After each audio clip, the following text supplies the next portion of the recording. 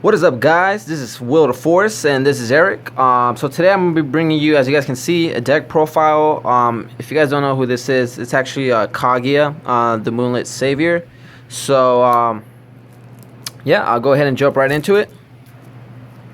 So our ruler is gonna be Kaguya. This is our J ruler side. So let me just flip her.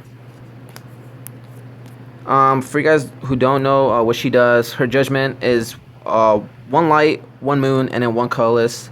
And her continuous effect is you may spend moon as though it were green. So she in herself has a mana fixing capability, so it makes your deck that much more versatile. So, and she also has a secondary effect is whenever a moon enters your field, you may draw a card. So if you're running moon editions or tsukuyomi, she just gates you an extra card. So if you flip her into your J ruler side, she still has the same effect as you may spend moon as though it were green. So it's not like Sylvia where once you flip her you lose the pretty much the mana fixing. So that's one good thing about her. She also has another effect is whenever you awaken a card, you put 2 100 counters on her. So if you awaken Tsukuyomi or the other moon cards out there, also you can pay 1 moon and cancel target automatic ability. So this is real good.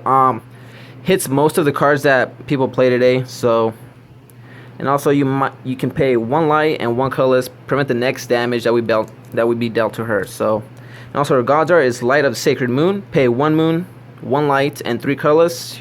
Rest all J resonators your opponent controls. Then recover all magic stones you control. You may pay 1 moon less for awakening cost this turn. So her gods are, it's pretty crazy. It's essentially free. It gets you pretty much OTK, or if pushes for the last bit of damage. So that's real good with her. So yeah, we'll just put her to the side. And now I'll start off with the stones. So we will be running 4 Moonbreez Memoria. This card pretty much you're pretty much running 3 colors. You're running moon for for effect to cancel automatic abilities. You're running light, and you're also running green. So this card's too good not to run with her. So you'll be running 4 of those. You will also be running 4 of the Magic Stone of Moonshade. This card pretty much since it produces moon originally, it's also green.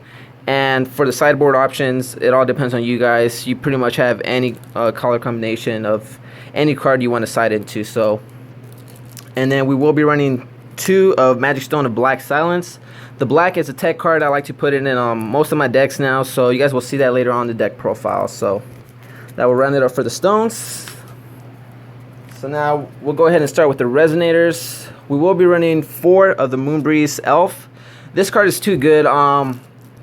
In this deck, it does replace Elvish Priest, just because the fact that this card cannot be attacked. So that in itself, you don't have to worry about producing mana and having your opponent swing into it next turn. So she pretty much has a self-defense system, so that's good. So she does produce moon, but with Kaguya, she could turn it into green as well. So she's pretty versatile with Kaguya. You can use the moon to use your effect to cancel an automatic ability. So that in itself is pretty good.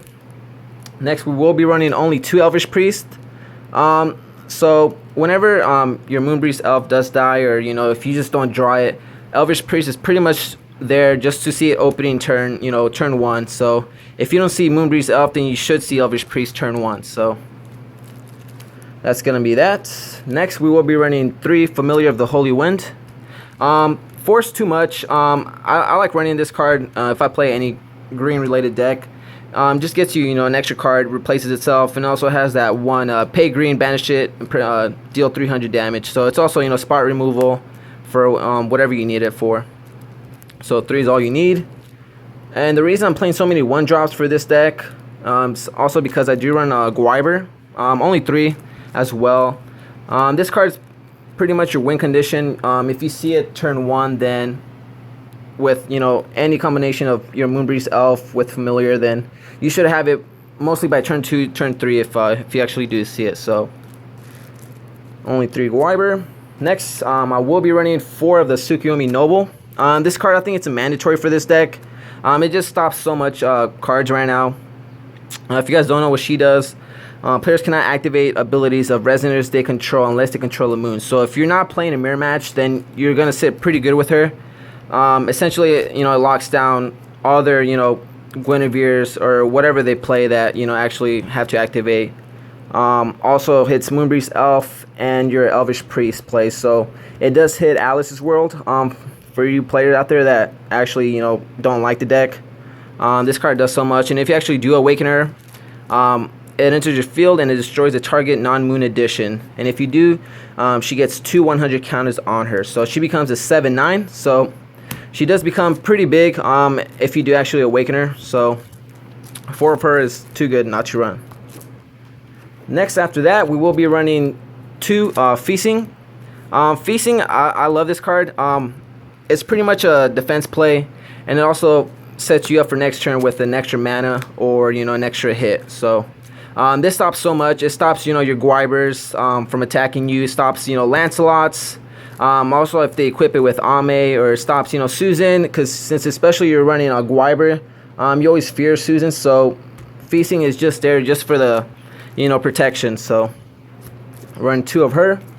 And for the last resonator, we do run Arthur. He's pretty much our if you don't see gwiber is pretty much going to be your offensive. Arthur is going to be your defensive play. He becomes a 12/2000. So if you're playing against an aggro deck, most of the time they won't have an answer to him. So that's pretty much an auto win for that. Also, if you have Tsukuyomi on the field, it pretty much sets you up. It protects you from anything that they want to activate to actually destroy him. And Arthur's too good not to run, especially if you're running light and you can actually produce a lot of mana with Fiethsing, Elvish Priest, and your Moonbreez Elf. So you can usually get him out turn 3, turn 4 if you really want to, or hold off. So 1 Arthur is just enough. Alright, that's going to round it up for our resonators. Next, we will be moving on to spells. So this spell I do run 4 of. This is Wall of Wind. If you guys don't know what this card does, it's insanely good, especially if you draw a turn 1 with Elvish Priest or Moonbreez Elf with it. What it does is it cancels a target spell unless its controller pays 1. So essentially, I'll show you a quick combo.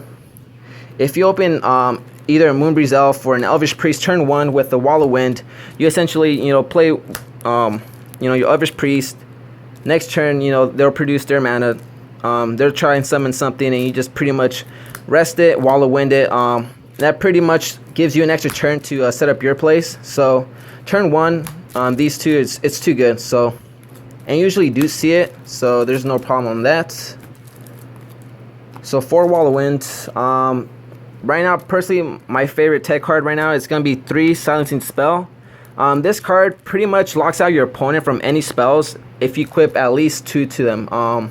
What it does is added resonator gains, you pay 2 more to play normal spells. So that includes any Regalia, Wall of Wind. Pretty much their 1-drops to become 3. So, and especially in this game, since mana is pretty resourceful right now, you don't want to pay 3, just to play a Wall of Wind. It's not going to be useful to you, and it just pretty much locks you out from spells. So 3 of this it's really good right now, especially if you're playing against Reflect. You want to stop their orbs.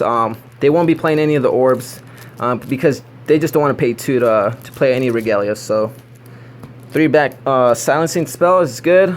Next, I will be running 2 Xeex. Xeex is still a very powerful card for this format still. Just for 2 green, cancel pretty much any spell. Makes one of your guys untargetable, or boost your whole field by 200. So Xeex is pretty self-explanatory. Next, I will be running 2 Wind-Secluded Refuge. This card is starting to become one of my favorite cards in the game. What it does is when it enters your field, you draw a card, and whenever a spell or ability your opponent controls targets a J Resonator you control, you may banish it and pretty much cancel the spell or ability. So you play this, it replaces itself, and it just sits there until your opponent tries to destroy, say, either your Gwiber or your Arthur. So it's pretty much a defensive play, so it's always there when you need it. So, yep, 2 is pretty good. Next, I will be running 1 Keen Sens. This is just for, say this trying to split you, or just any spell that you don't want to deal with. Keen Sens is right there for you. So, next, I will be running 3 Interdimensional Vessel Apollo. This is Kaguya's Regalia. What it essentially does, it gives your J Ruler flying. You can also tap it, produce moon, spend it. You can only use it to pay awakening cost or judgment for any abilities of your J Rulers that have Kaguya in their name.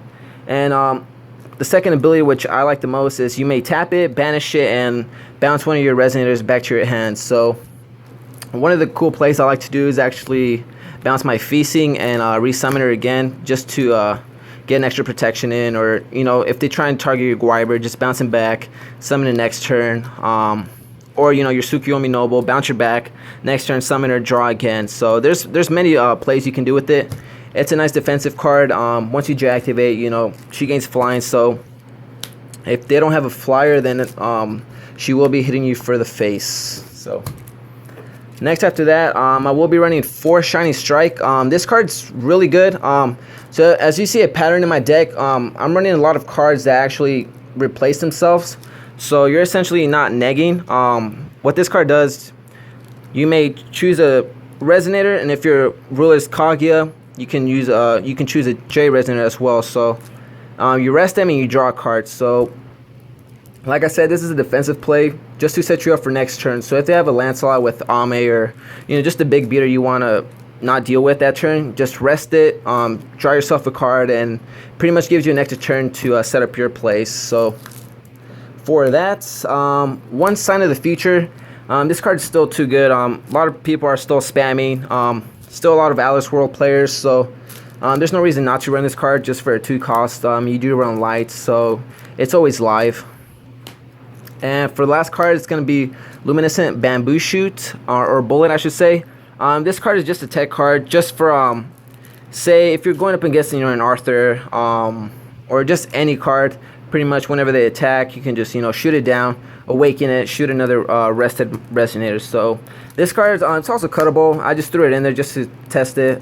It's alright. I would cut it just for something else, but don't know what yet. So alright guys, well that's going to do it for the deck profile. I won't be showing the sideboard just because it all depends on your local meta, so it's all really up to you guys. But if you guys like the deck profile, just give it a thumbs up, share it, subscribe. We will be bringing more deck profiles to you guys soon, so just keep an eye out for that. And alright, we'll see you later. Eric signing out.